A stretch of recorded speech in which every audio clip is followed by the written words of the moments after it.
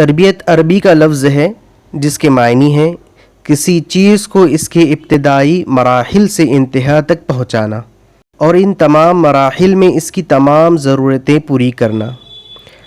اب بچے کی پیدائش سے لے کر موت تک زندگی گزارنے میں جو مراحل پیش آتے ہیں ان تمام میں بچے کی پوری رہنمائی و تربیت کرنے کا نام تربیت ہے۔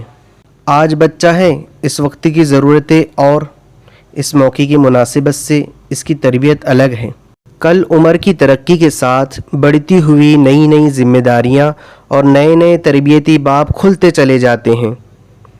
اسی طرح تعلیمی مراحل کے بعد عملی زندگی میں قدم رکھا جاتا ہے، پھر شادی اور اس سے شروع ہونے والی نئی ذمہ داریاں۔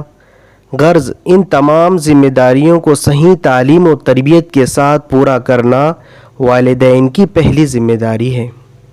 بچے کو ان سارے کاموں کے طریقے سکھانا اور ان پر عمل کرانا، پھر اس طریقے پر عمل کرنے کی عادت بنانا ایک دیر طلب، صبر آزما اور مستقل محنت طلب کام ہے۔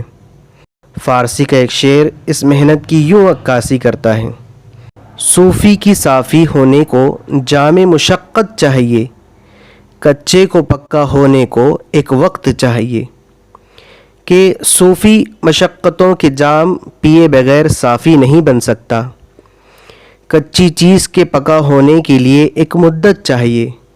بالکل یہی حال بچے کی تربیت کا ہے، ایک وقت لگتا ہے، لیکن جب یہ تربیت تکمیل کو پہنچتی ہے تو اس کا فائدہ بھی ایسا ہی دیر پا اور دور رس ہوتا ہے،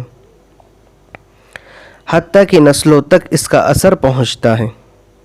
سبسکرائب کیجئے ہمارے چینل اور دبائیے بیل کا آئیکن تاکہ آپ کو ریگولر نوٹیفیکیشن اپڈیٹس مل سکیں۔